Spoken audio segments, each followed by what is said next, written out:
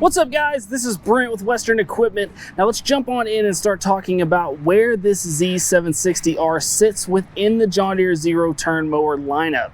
Now, within the zero-turn lineup, we are going to have Z3s, which are going to be the smallest residential, Z5s, which is going to be a step up, then the Z7s, which is going to be kind of your middle ground between residential and commercial, and then Z9, which are going to be your full commercial grade mower. So this Z760R is going to be the largest Z7 in that lineup. Now, within the Z7 lineup, you are going to have 6 different mower options.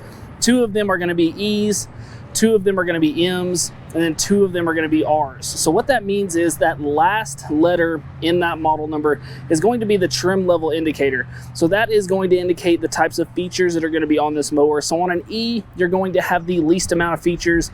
On the M, you're going to have kind of the middle of the road in features. And then R is going to be your most loaded out machine with the most features. So here on the Z760R, you are going to have the most features within that Z7 category, and you're also going to have the largest engine. So what you're going to see engine-wise on this machine is a 27 horsepower Kawasaki engine. So if you look on the top of the engine over here on the left-hand side, you're gonna see this sticker that says 27 horsepower and branded John Deere. But just so that you are reassured that this is a Kawasaki engine, if you look on the back side of the engine right here behind the seat, you are going to see that Kawasaki sticker. Now, as far as service points go on this engine, we'll just start over here on the left hand side and move our way around. So over here on the left hand side, first thing that we're going to have is going to be our fuel filter. Then if we move up just a little bit from that, we are going to have our first spark plug here. Now this is going to be a V-twin engine, so you are going to have 2 spark plugs.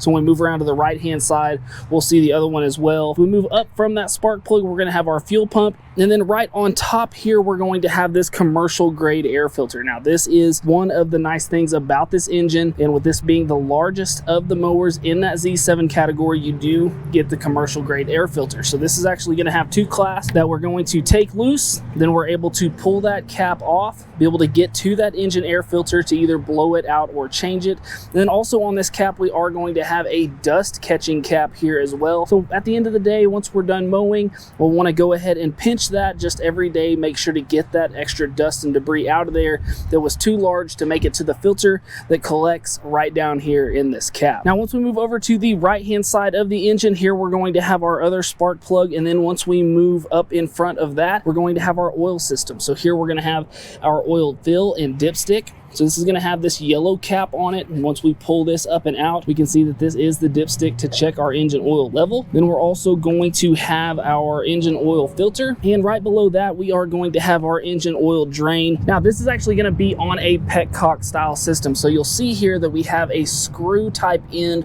where we can unscrew that. Once we do that, oil is going to start to flow out of this nipple right here on the side, and then if we see back here in the frame, we have a little bit of a beveled out pan here right underneath our oil drain, and we have a hole at the back of this pan, and that is where the oil is going to escape down through the frame. So all we need to do is have an oil drain pan up underneath the mower, right underneath that hole, and that engine oil will drain out right there, making for a really easy way to drain the oil on this machine. Now, while we're also looking back here at the rear of the mower, a couple of things that we're going to see on either side of the engine are going to be these 2 knobs here that are going to have the sticker in front of them with the picture of a man behind the mower and an arrow pointing forward. So if you get in the situation where you need to push this mower or move it by hand, what you're going to do is you are going to turn these knobs to the left, loosening them up, push them forward, tighten them back down on both sides, and what that's going to do is unlock your transaxles. That way you are able to push this mower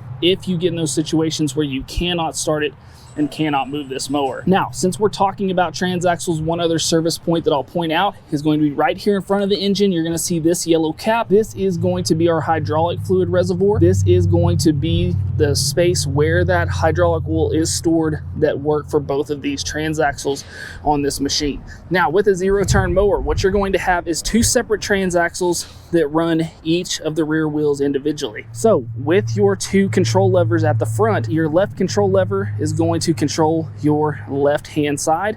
Your right control lever is going to control your right hand side. So you have 2 independent motors that are working and providing power to the mower and are ultimately your two main drive motors for this machine. Now, the transaxles that are on this machine are going to be the Hydro Gear ZT3400s. They're going to have a 1-inch axle, which is going to be a heavy-duty axle coming out from that transaxle to your wheel. And they're also going to produce a top forward speed of 10 miles per hour. A couple other notable things to point out here at the rear is that, for one, on this mower you are going to get that rear hitch. So any of those rear type towing implements, whether it be a sprayer or maybe a poly cart or a fertilizer spreader, whatever those things are that you need to pull around the yard, you do have the versatility with this mower of having this hitch where you can add those on. You're also going to have two different tie down points, as we can see over here on the side and over also on the right hand side. You do have those points to where you can securely tie this mower down whenever you are trailering it.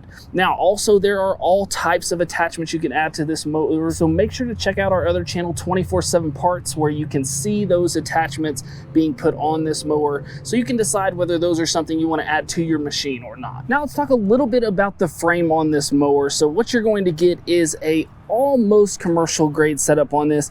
You are going to have this heavy duty tubing that runs from the front at our front wheel spindles all the way out of the rear of the mower on both sides. Then you are going to have this nice heavy channel right here across the front that are going to have your LED lights that are included here on this mower, so that is going to be an R feature. Then whenever we move up here onto the foot platform, this is going to come with the rubber mat and the footrest, and this is also going to have a 3-position adjustable system.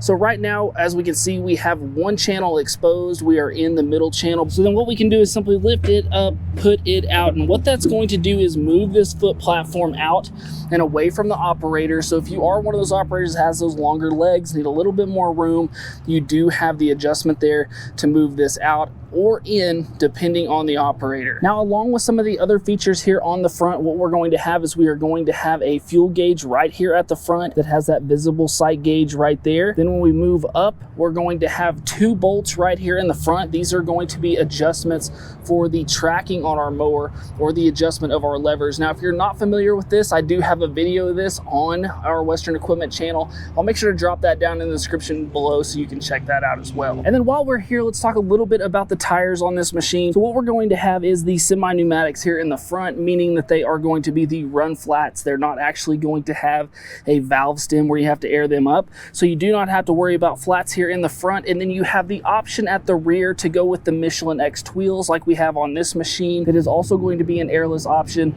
Once again, you're missing out on the flats. You do not have to spend that time repairing those tires. You are going to have more surface area on the ground, providing more power to the ground, more traction, and more stability. But you can go also with the plain pneumatic tires on this machine as well. So now moving to the operator station, before I get in here, a couple of things to talk about. One is, I know whenever we were going over maintenance points, you might have thought to yourself, hey, whoa, where is the battery? We didn't mention the battery. Huge maintenance point. Normally, this is underneath the seat, but on these mowers, you do not have anything underneath the seat that you need to worry about unless you need to get to your fuel tank to mess with fuel lines. So your battery is going to be over here on the left-hand side on this fender, and it has a little turn switch right over here that we're simply going to turn up, lift up on this cover, remove that, and that is going to expose the battery right there. Very easy to get to, not having to raise the seat, bend over into the mower to get it. It is right here up on top with a nice cover to keep that unexposed from the weather. Now also within that cover is going to be our service chart. So right there on the mower underneath that battery cover, we do have that service interval chart where you can make sure to check that out. Now right in front of our battery cover is going to be our large fuel opening here. These machines are going to have an 8-gallon tank on them. Generally on these mowers, if we're mowing in very normal mowing circumstances, we're going to be looking at about 1 gallon an hour on these mowers. So with that 8-gallon tank, you should have plenty enough fuel to make it through that whole 8-hour day. Now, looking at the seat before we get onto the seat, this is going to be the nice newly upgraded marine grade vinyl seat. That marine grade vinyl is going to hold up very, very well to the weather. It is meant to get wet and dry, so it is going to stand up well. You're going to have a very the cushioned seat here that is going to have a little bit of curvature to help keep you in that seat, and a very soft cushion pad here on the bottom side. Now this is going to be a high back 24-inch back seat, so you have plenty of support with the armrests here on the outside, and this is also going to be a weight adjusted seat. So we're going to have the dial here in the middle that you can either dial up or dial down to make sure and fit your weight. So if you are going through those rough patches, you make sure and have that adjusted. That way that suspension can really work for you. Now, not only are you going to have that up and down suspension, but on this mower, you are going to have the Comfort Glide system as well. That is going to allow this seat to swivel back and forth. So you're going to get the best of both worlds, the up and down suspension and the fore and aft suspension, to make sure that ride quality is top notch. Now, once we get up and into the operator station, one nice thing about these mowers is they are like the commercial grade. So you are going to have a step over here on the side of the deck that you can use to get up and in. So now, as far as controls go, over here to my left hand side, we do not have anything. We went over everything there, but we do have our handles here.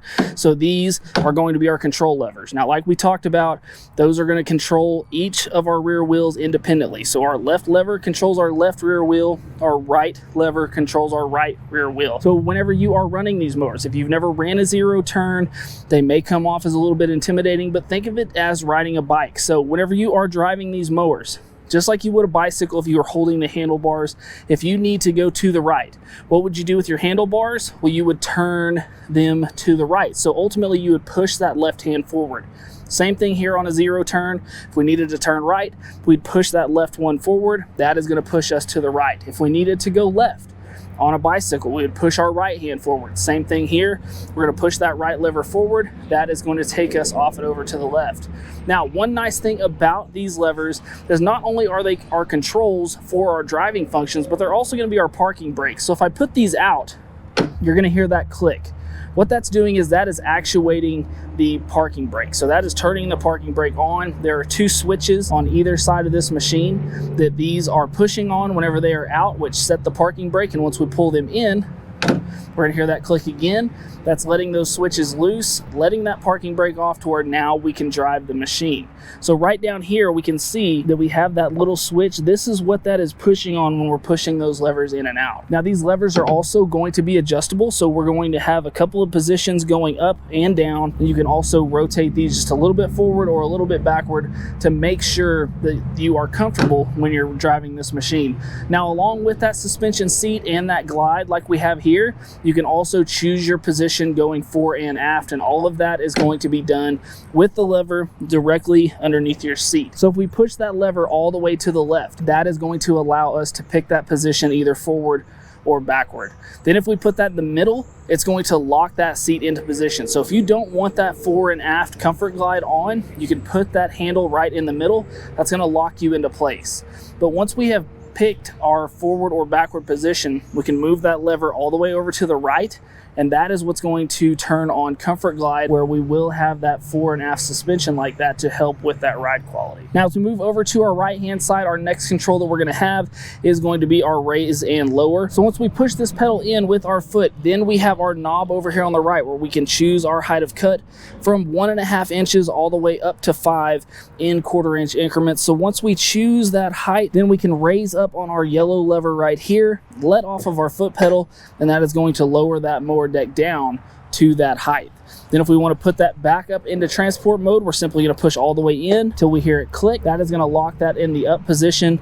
Then if we need to change that again, same system here. Turn that dial, pick your height, raise that yellow lever up, and that will lower your mower deck down. Now, moving back from that, we are going to have an hour meter here. With that hour meter, you are going to have a low oil pressure light and a low voltage light. So if you are having those issues on your mower, it will illuminate those two lights to let you know which problem you may be facing. Now, to the right of that, we're going to have our PTO switch. This is what's going to turn our blades on and turn them off. So it's just a simple rocker switch, forward for on, back for off. Then behind that, we are going to have our key switch here. Then to the right, we will have our throttle lever. Then to the left of that, we have our choke lever. Now, this is going to be a choke lever that is on a spring, but we do need to make sure that it is going all the way down once we let off of it. So if you're doing those cold starts, or if your mower is sat for a long time, we may need to choke that mower by raising up on that lever, then going ahead and starting the mower and then pushing that back down. Then right behind that, we are going to have a light switch. So we have those lights out in front, or if we need those lights on, we can simply pop those on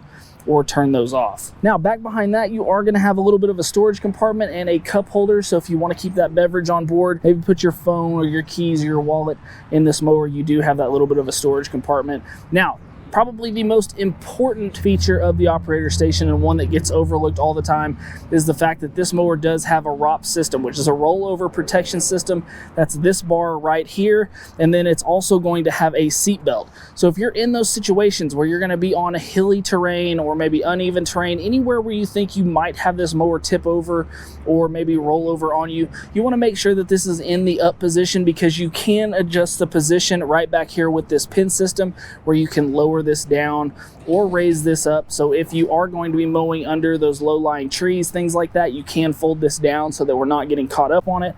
But most of the time you want to have this up, have that seat belt on. That way, if you do happen to have any falls or rollovers or overturns, you are protected while in this mower. So now we'll go ahead and turn the mower on, let you guys hear how that sounds. I'm going to pull up on my choke lever.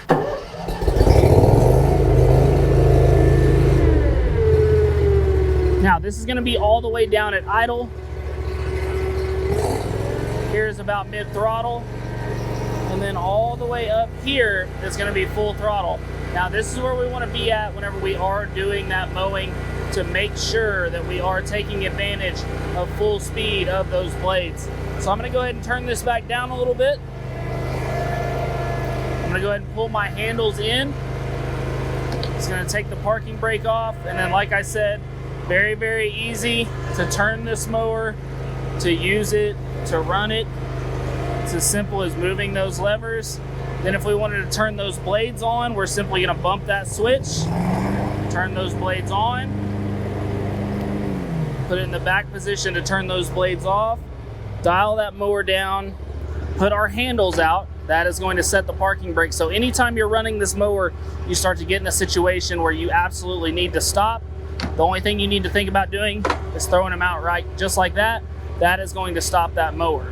Otherwise, if they're in, wherever we're doing, wherever we're moving, if we start to get a little bit nervous, we may start trying to overcorrect. If you're at a spot where you can and it's rolling, just throw those out and it's going to stop that mower. Now let's talk a little bit about the star of the show, which is going to be the Mower Deck on this machine. So what we are going to have is you're going to have the option of either a 54 or a 60-inch high capacity pro deck. Now what these are going to be 9-gauge stamped steel decks that are going to increase that airflow by having a deeper capacity in them and also having smooth corners all the way around, making sure to process that material very, very well. Now you're also going to have steel weld mounts around the side here on your trimming side. You're going to have your anti-scalping wheels on the front on the both left and right hand side. You are going to have the step here to get up onto the mower, making that easy, and you are going to have the flip up spindle covers, making it very easy to get underneath those and clean those. Now you have to keep in mind that with either a 54 or a 60-inch deck, you are going to have 3 blades. So you're also going to have 3 spindles that you need to make sure and be greasing,